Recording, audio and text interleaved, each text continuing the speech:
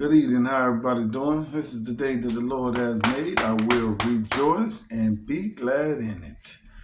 Today's scripture is coming from Isaiah chapter 55, verses 8 through 9.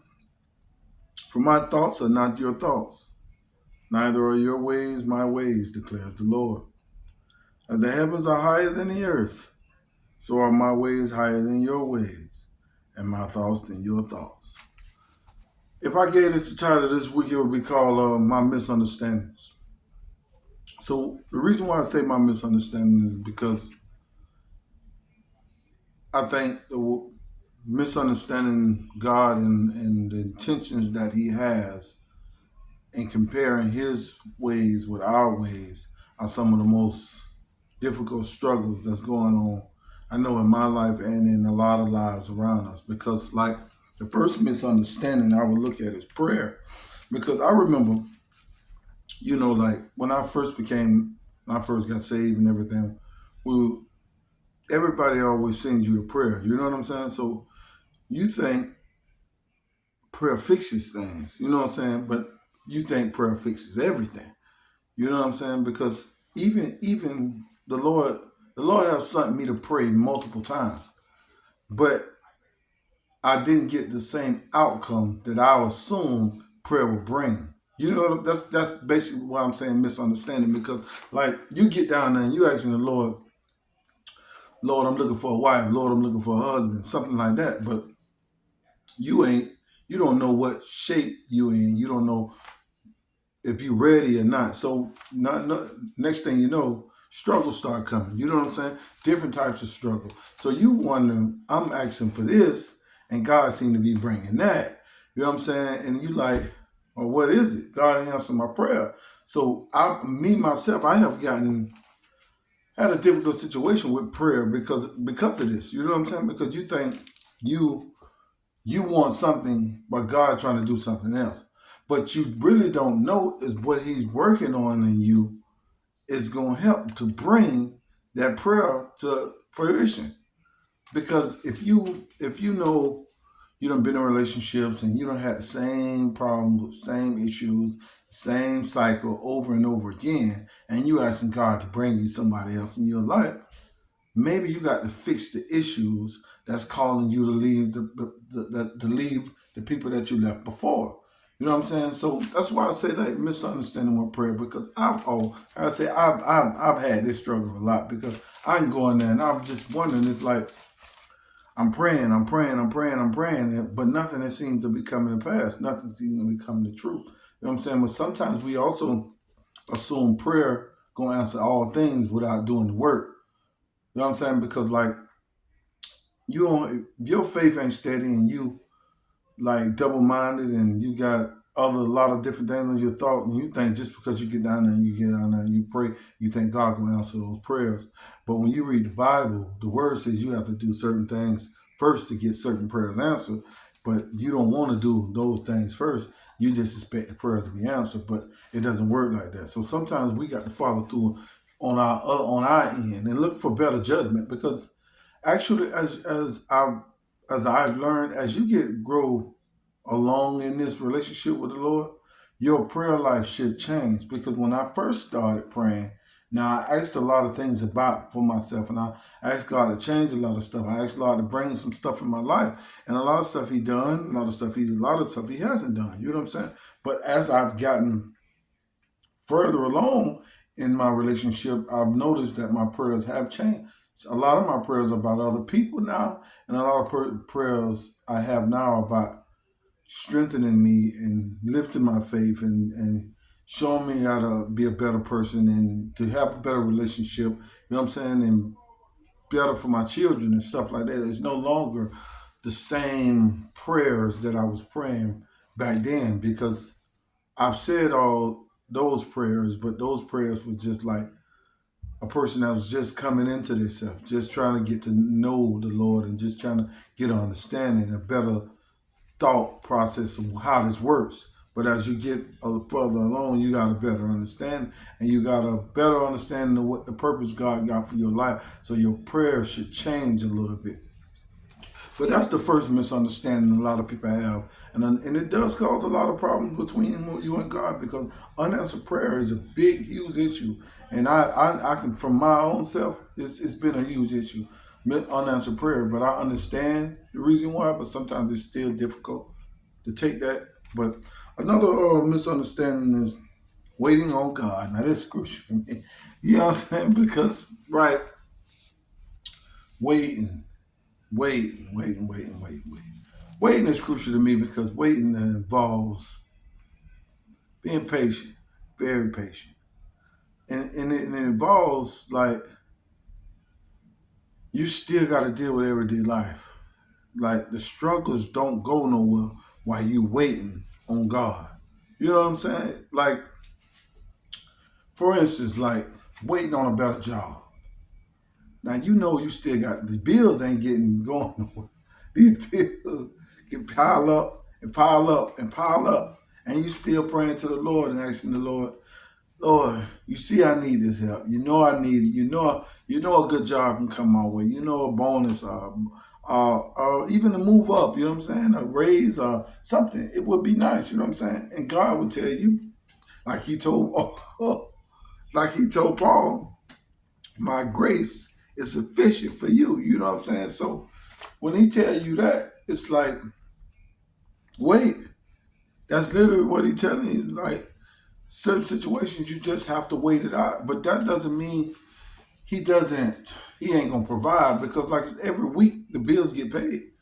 Every week they manage to get paid. Every week you manage to go through another week. You go manage to go through another month. You go through another year. It comes through, but it doesn't come the way you think it's gonna come. And it's still like you just every week you go through the same situation. You get to the point where like, oh, these bills due again. How I'm gonna get this? How I'm gonna do that? You know what I'm saying? To a point where you just gotta say, forget the bills. You got to believe in the Lord. And that's the reason why He wants you to wait, because waiting, like you say, waiting builds endurance, it builds patience, it builds strength. You know what I'm saying? So God won't, those are characteristics that the Lord wants you to have in your life. So the best way to get those things is being patient and trusting in the Lord. Waiting also builds trust. Because when you really waiting on somebody, when you giving your life over to somebody and somebody just got full control and full access to your life, I mean, you got to wait on them for every step. I mean, you got to come to God for everything. And that's the way He would have it. So He wants you to come to Him. So you got to wait to learn how to trust in Him. Now, if you got issues with trust and you got issues with patience, waiting is not going to feel good. And I'll always be honest with myself, and I shrug my shoulders, and I know I got problems with that. But I'm not gonna tell you, I'm an honest man, and I got issues with almost every single one of these things. I do have issues in it, but I've learned that we all have issues. None of us are perfect in either of these situations.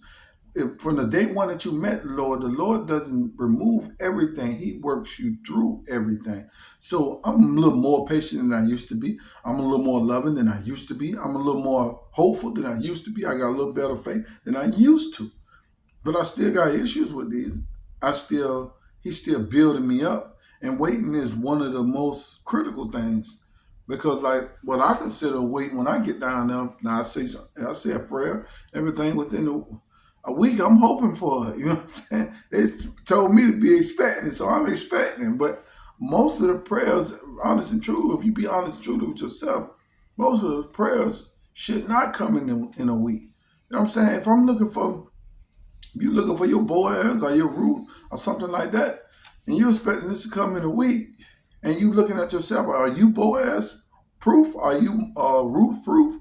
You know what I'm saying? So you got to build yourself up to wait on these things. You got to learn how to be patient. You got to learn how to trust the Lord. So a lot of these prayers that we answer, like you want different careers, you want to move something, you got to do work behind these things. So you got to learn how to wait. But what we consider waiting is like a couple of weeks, a couple of months, and we don't believe that. We start believing what God said no, and God don't want to answer our prayers and stuff like that. But He not saying no, he's saying wait. It's like I say, from when I started with the Lord, I had to go through trials and tribulations. I had to go through different situations to get to even this point where I'm at now.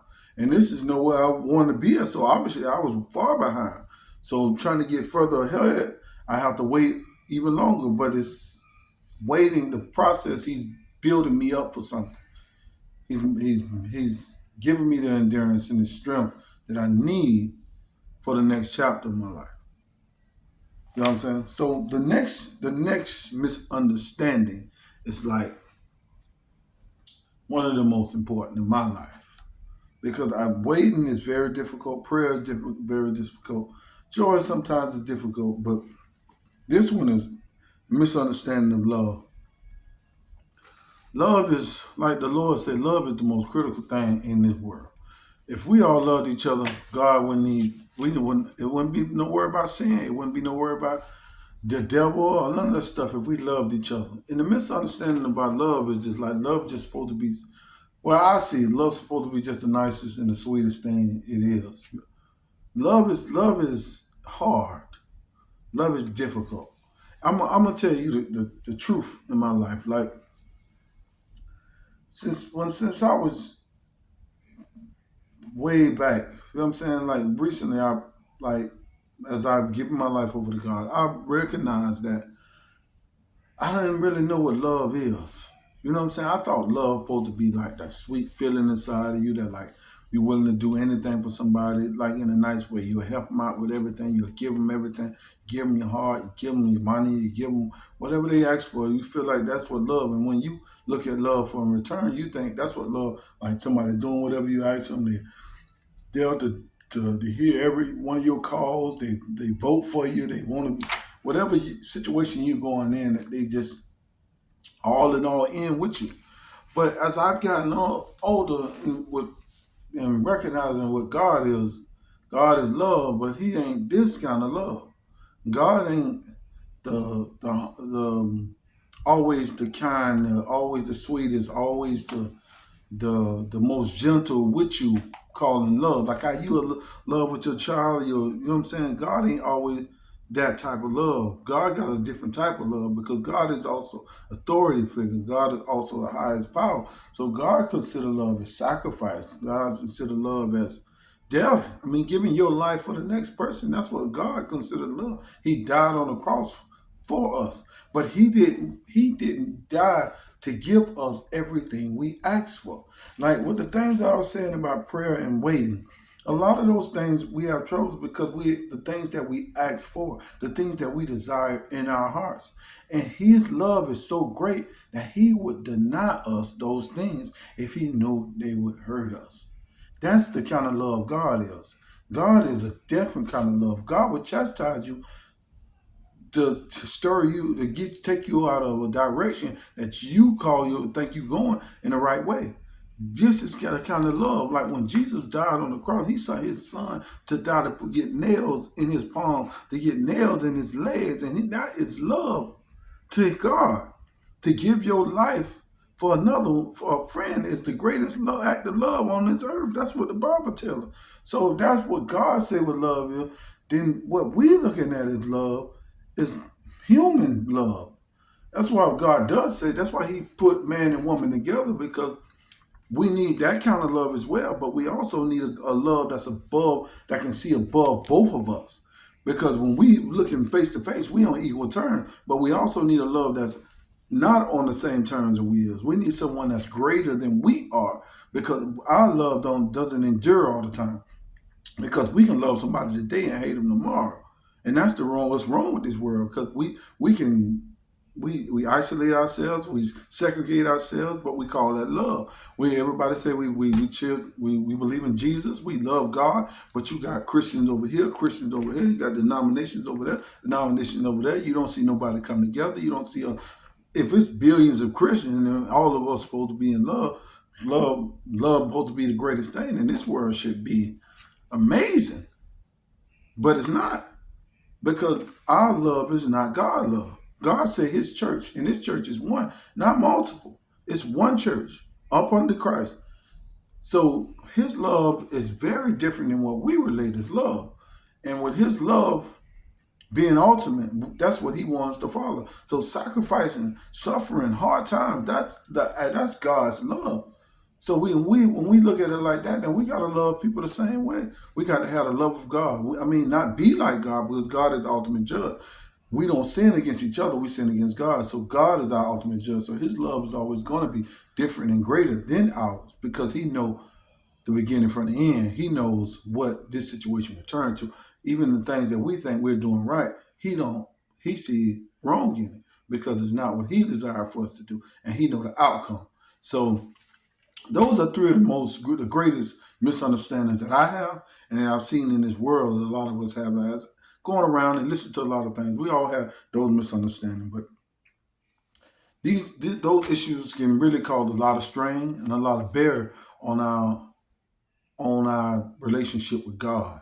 You know what I'm saying? Because if that's the greatest relationship, you're gonna have the greatest struggles in that relationship because of God. Like, like when whoever parents, when you have struggles with your children bring more joy and more struggle than almost anybody in this world, because you want to see them do the best, and then you see them go down the wrong roads. So you got to imagine God. You got to see it from God. See, when we look at it as us being grown, we don't look at us being children like. So we are children of God. So when He see us doing the same thing that we see our children doing, we got to expect the same situation, the same thoughts, the same chastisement as He is. So we got to remember those misunderstandings are not to hurt us, are not to cause fear or separation in a relationship.